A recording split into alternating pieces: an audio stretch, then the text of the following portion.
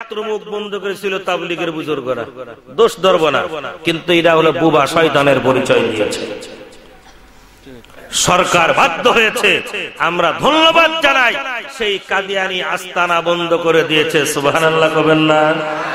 আরো জোরে সুবহানাল্লাহ বলবেন না? সেই কাদিয়ানের 1000 কম্বল আর 1000 হোটেল বুকিং দিয়েছিল। আরএফএল এর পণ্য, বিজলি কেবল, প্যান প্রোডাক্ট, এই সব হলো কাদিয়ানিদের প্রোডাক্ট। বন্ধ করে দিয়ে সেই কম্বলগুলো আমার দেশের গরিব মানুষদেরকে দান করে দিয়েছে। আমরা মাননীয় প্রধানমন্ত্রীকে ধন্যবাদ জানাই। সুবহানাল্লাহ বলেন। কিন্তু সাবধান মাননীয় প্রধানমন্ত্রী, আপনার কাছে আমাদের আবেদন, আপনার বাবার বিরুদ্ধে কথা বললে ফাঁসির আদেশ দেন। বিএনপি ক্ষমতায় আসতে খালেদা জিয়ার বিরুদ্ধে কথা বললে ফাঁসির আদেশ হবে। চাচা যদি ক্ষমতায় আসে তার বিরুদ্ধেও হবে। 16 কোটি মানুষের প্রাণের দাবিকে যদি আপনি উপেক্ষা করেন, বাংলার জনগণ দ্বিতীয়বার আপনাকে আর ক্ষমতায় আনবে না। আপনারা বলতে পারেন জোর করে আসবে, জোর করে কোনোদিন ক্ষমতায় টিকে থাকা যায় না। জোরে কথা বলেন।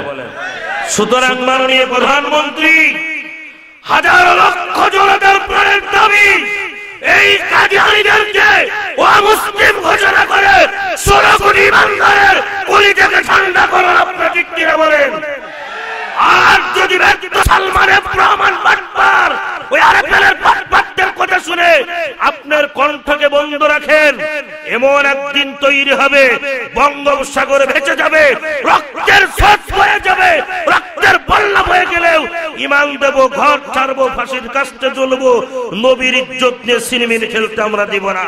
চিৎকার করে বলেন ঠিক না? Hey there. Subscribe to my channel.